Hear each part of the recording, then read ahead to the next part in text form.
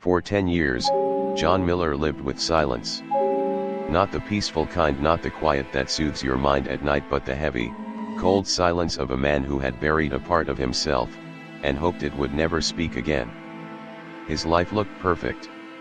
A modern home in a quiet Portland suburb. A successful investment firm. A circle of friends who smiled at his jokes and praised his charity. A new dog, a neatly trimmed lawn, and books on his shelf about leadership and growth. But behind his eyes, always just behind him, lived the memory of one single night. A night when words turned into shouts, and shouts turned into something else. A night when Anna, his wife, said she wanted to leave. And John, unable to accept it, crossed a line he never thought he would. He remembered everything. The freezing air. The quiet lot outside town. The way the ground cracked under the shovel. The way he whispered her name one last time, as if it would undo everything. But it didn't. And then, silence. The police looked, of course. There were missing person posters. An investigation. Detective Tom Brown came by many times. Asked questions that felt too precise. But there was no body. No evidence. Just rumors and tired theories. Eventually, people stopped asking. John moved.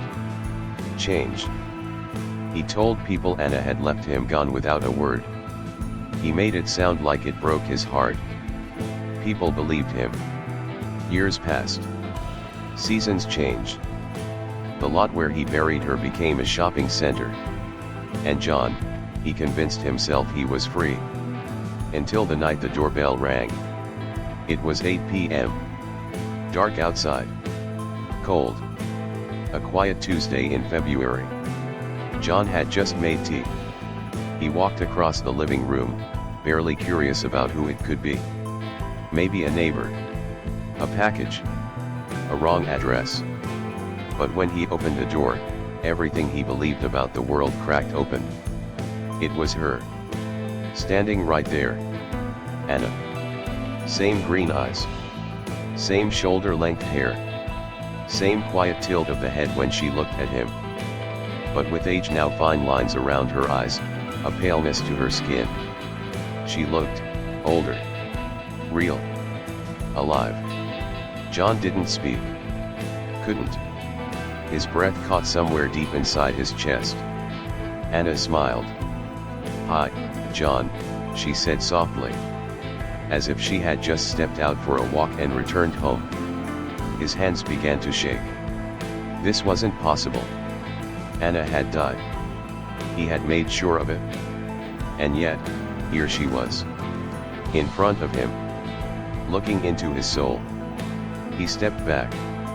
His mouth opened, but no words came out. Anna stepped forward, into the house, into the home she had never seen, but somehow walked through as if she belonged. She looked around. Touched a vase. Walked past the sofa. Turned toward the hallway where the bedrooms were. As if nothing had changed. John watched her, frozen, his mind racing for answers. A prank? A hallucination? A ghost? No, she was too solid. Too detailed. Her coat was wet from the rain. Her shoes left faint marks on the hardwood floor.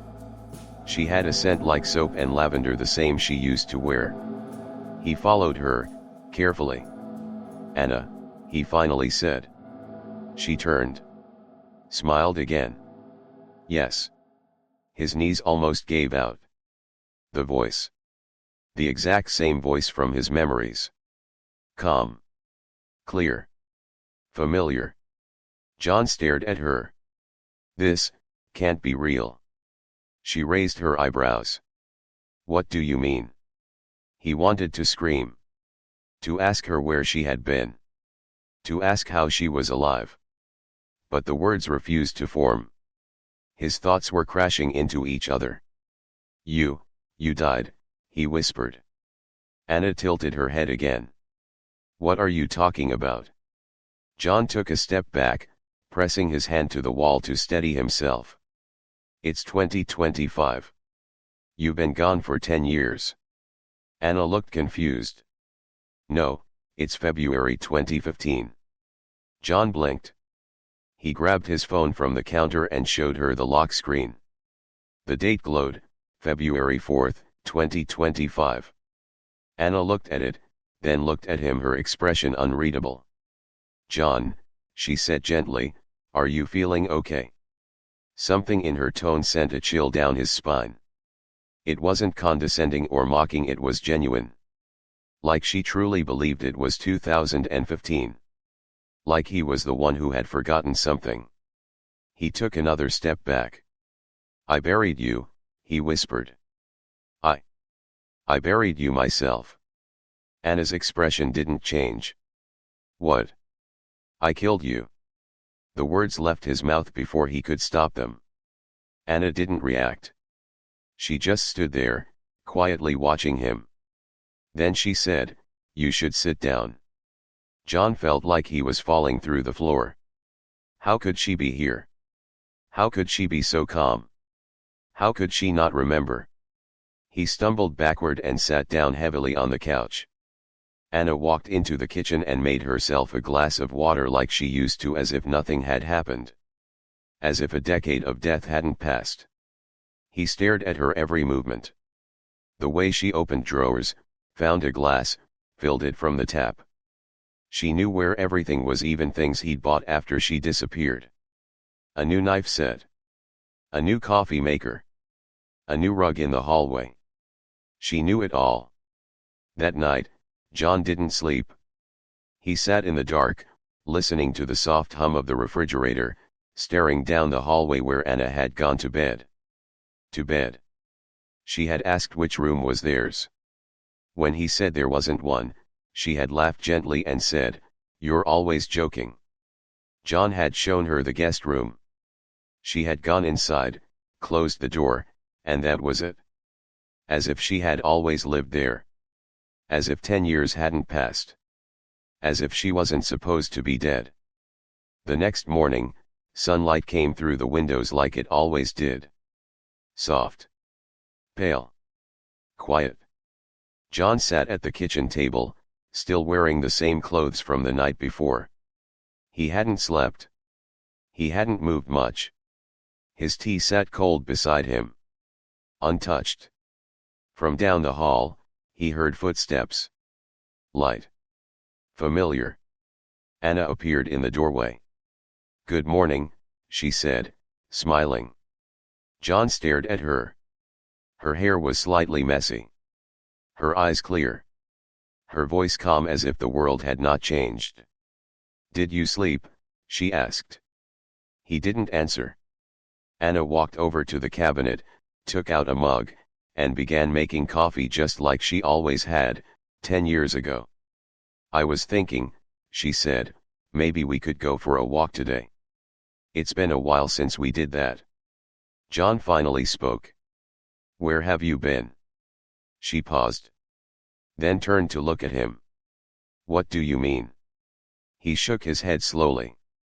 For 10 years, I thought you were dead. You disappeared.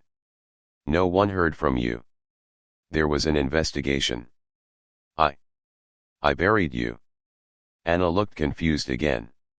Genuinely confused. I've been here, John.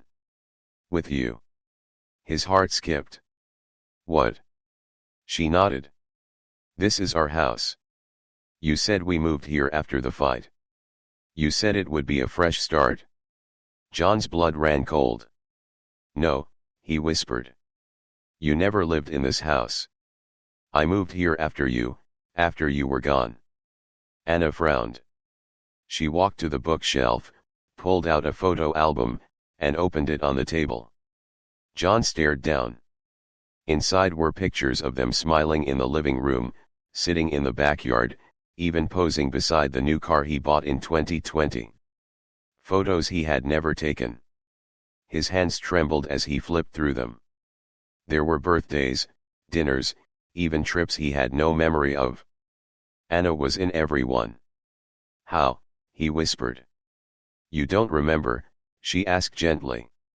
He stood up, nearly knocking over the chair. This is not real. Anna looked up at him. John, you need help. You're not well. The words echoed through him like a warning. Or a trap.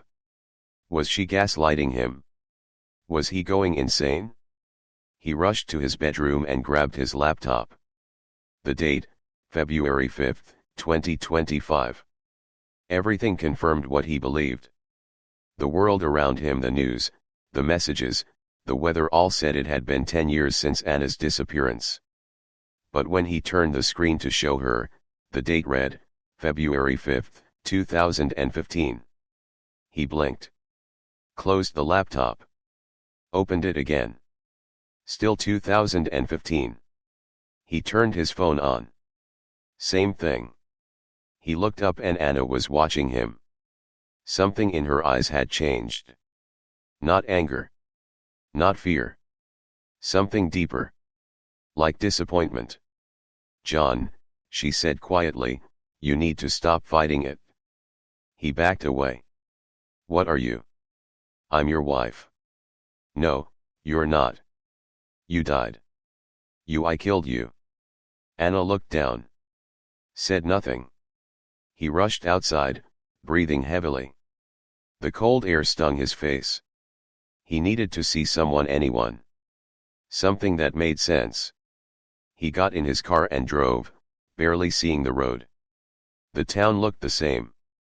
And yet, not. Stores he remembered had different names. People he passed on the street seemed younger. The old clock tower, the one that had been torn down in 2019, stood tall in the square. He pulled into the station. Detective Tom Brown was still there. Still had the same coat. Same mustache. Same tired eyes. John barged in. I need to speak with Detective Brown. Now. The receptionist looked up. He's in his office. Without waiting, John pushed the door open. Tom looked up from his desk. John, he said, surprised. Didn't expect to see you. John stared at him. You're supposed to be retired. Tom raised an eyebrow. What are you talking about? It's 2025, John said firmly. You retired 3 years ago. Tom leaned back slowly. John, it's 2015. John shook his head violently. No. No, it's not. Tom stood. Walked around his desk. Placed a hand gently on John's shoulder. You doing okay, son? John flinched. She's back. Anna. She came back last night. Tom froze. What do you mean? She's alive. In my house. But she died. I killed her. 10 years ago. Tom looked at him carefully. His voice became low, careful. John. Anna's only been missing for 3 days. John blinked. What? Tom nodded.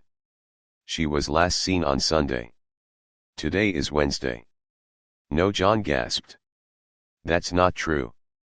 She's been gone for a decade. Tom sighed. Walked to a file cabinet.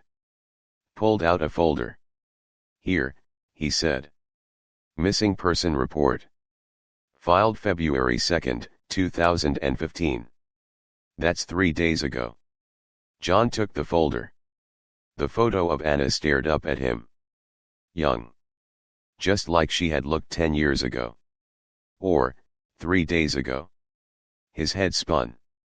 He stumbled backward. This isn't real. This isn't happening. Tom stepped forward.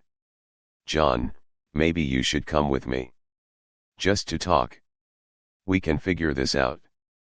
But John was already out the door. Running. He drove back home. The house looked normal. Calm.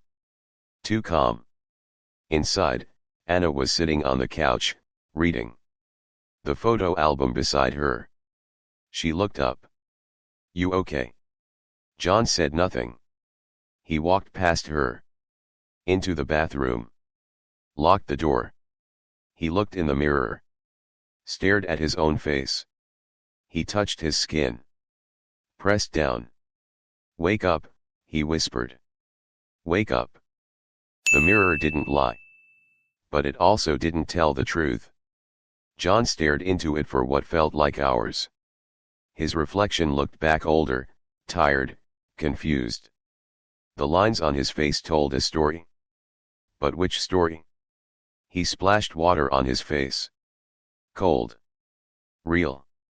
Behind him, the bathroom door creaked. He turned quickly. Anna stood there, calm as ever. Her face unreadable. "I made lunch," she said. "Thought you might be hungry." He just stared at her. "Anna, where were you yesterday?" 10 years ago." She tilted her head. "You're not making sense. Answer me." "I've always been here." "No, you haven't. You were gone. Dead. I buried you." Anna's smile faded. "Don't say that." "I need answers," John said, stepping closer. "Who are you?" "I'm your wife." "No. You're something else. You're..." Anna's voice dropped low. "Steady." "John, if I wasn't real, why do you remember me?" He paused. "Because I killed you." Her eyes stayed on him. "Exactly." Then she turned and walked away. John didn't eat lunch. He went to the attic instead, a place Anna never liked. A place he rarely entered. The air was thick with dust and old memories. He found a cardboard box labeled Anna, 2014. He opened it slowly. Inside, a scarf, a photo frame, her journals. He picked up the journal and flipped to the last entry. January 29. John seems distant lately. I feel like I'm living with a stranger. He forgets things. Gets angry.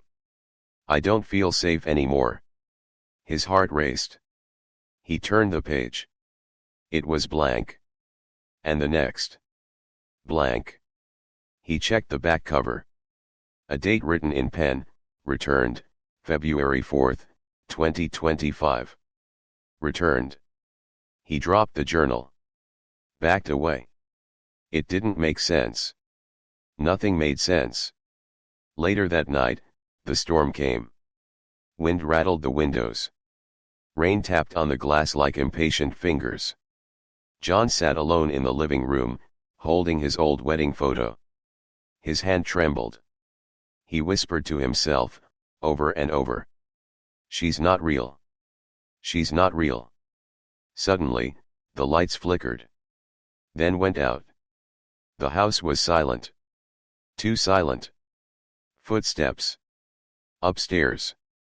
He stood slowly. Picked up the flashlight from the drawer. Turned it on. The beam shook in his hand. "Anna," he called. No answer. He climbed the stairs, one creaking step at a time. The hallway stretched longer than he remembered. At the end, the bedroom door was half open. A faint light glowed from inside. He stepped closer. Inside the room, Anna stood in front of the mirror. She was talking. Whispering. But no one else was there. He moved closer, listening. He doesn't remember. He doesn't know. Silence. Then. Yes. It's almost time. John's blood ran cold.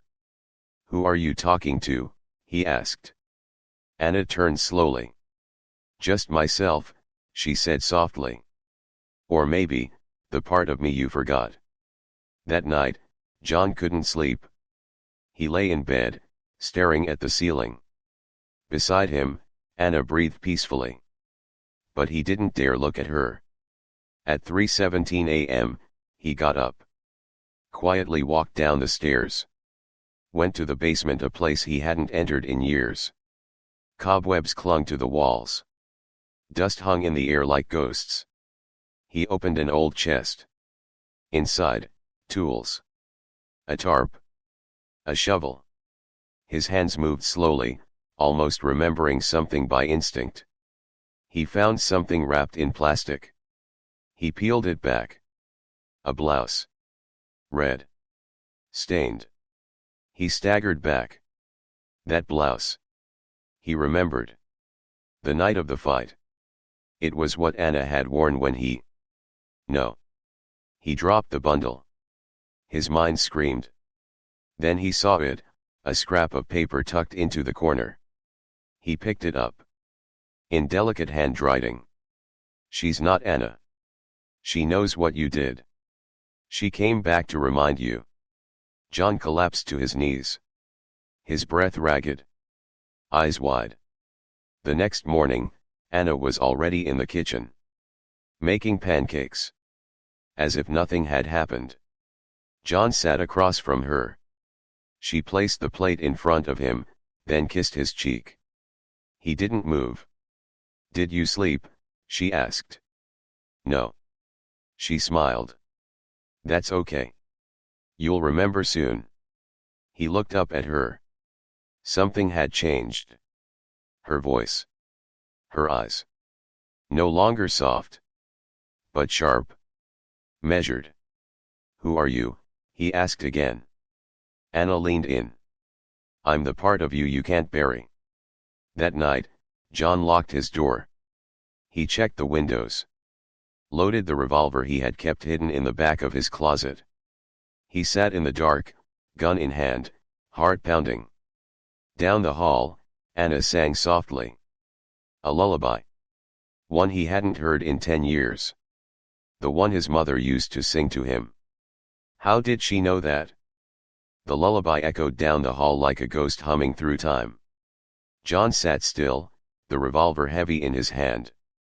His breathing shallow. He was no longer sure what he was protecting himself from, Anna, or the truth. Each note of the song twisted through his memories, dragging up things he had tried to drown. Not just that night. But everything before it. The silence of their marriage. The cold stares. The shouting. His failures. Her fear. He got up slowly. Walked toward the hallway. Each step tighter. Sharper. Like the house itself was resisting him. The door to the guest room was ajar. The song came from within. He pushed the door open. And there she was. Anna, or the woman wearing her face, sitting on the bed, humming to a music box in her hands. The same one Anna had owned, but that he had buried with her. John raised the gun. Who are you? He asked one final time. She didn't look afraid. She looked ready. You already know. Say it. She stood up slowly. I'm Kate. The name fell like a stone into silence. Kate. 10 years ago, she was a neighbor. A friend of Anna's. Quiet. Unassuming. John had barely noticed her. Until one night. A party. Too much wine. A moment alone. He had said things. Done things. He had forced her silence with threats. Then erased her existence from his life. Or so he thought. But Kate hadn't vanished. She had watched. Waited. And when Anna disappeared, when John had killed her, Kate saw her own nightmare echoed in that crime. She knew what kind of man John really was. She found Anna's journal. Found traces, clues. Things John thought he had destroyed. And she began her plan. A plan not of revenge, but of exposure. Kate's voice was steady now, like a storm finally hitting the shore. I spent years inside your world, John. Reading what you wrote in the margins of old books. Learning the way you move through a room. The way you lie. John's hand trembled. You were never supposed to come back. Kate stepped forward. I didn't. Anna did. He blinked. She reached into her pocket and tossed something onto the bed. A small silver ring. Anna's wedding ring. The real one. I found her grave, John. What was left of her. I gave her back her name. John dropped the gun. The truth shattered like glass. Anna was dead. Kate had found her body years ago buried deep, forgotten. But instead of going to the police, she had become Anna.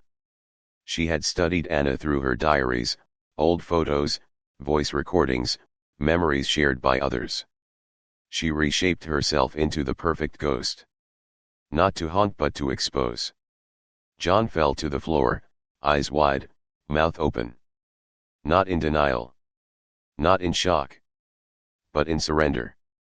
Kate knelt beside him. You wanted to bury her. But you also buried yourself.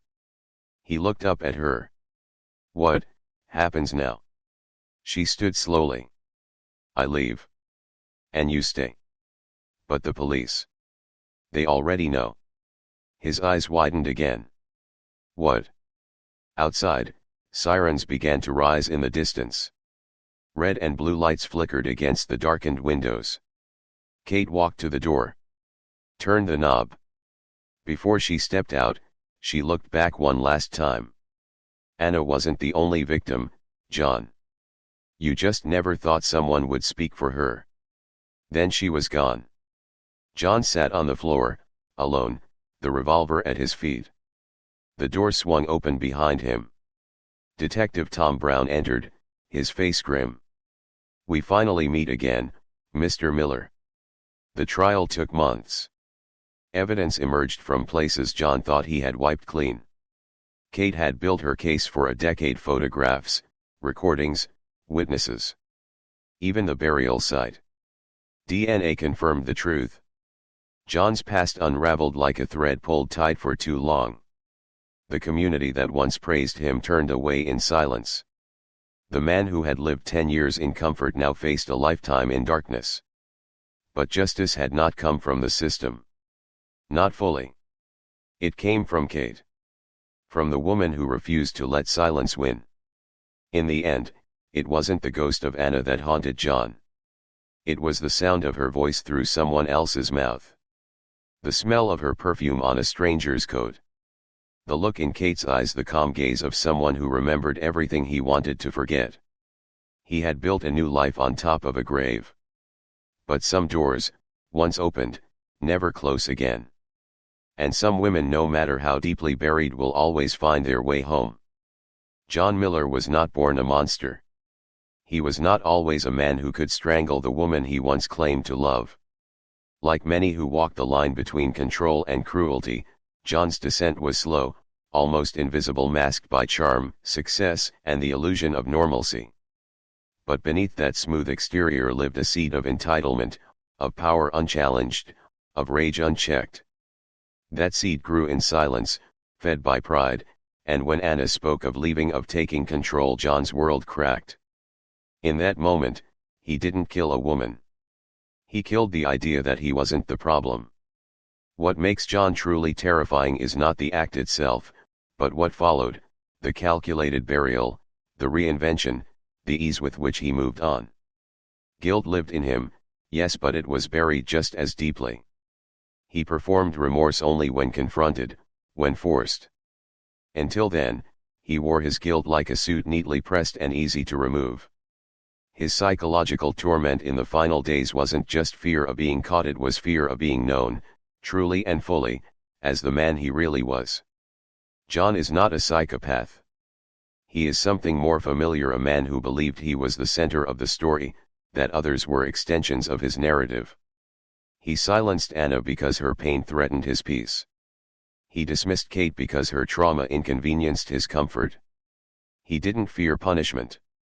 He feared exposure. And then there is Kate. Kate Wilson is not a hero in the traditional sense. Her choices blur the moral line. She didn't go to the police when she found Anna's body. She didn't seek justice through official channels. Instead, she chose psychological warfare to become a mirror of John's greatest sin, and make him stare into it every day. Kate's trauma did not manifest in helplessness, but in obsession. She spent a decade reshaping herself emotionally, physically, even spiritually, into the ghost that would dismantle John's sanity. This was not just revenge. It was reclamation. Of her voice. Of Anna's truth. of power stolen from both of them. But the cost was great. To become Anna was to erase parts of herself.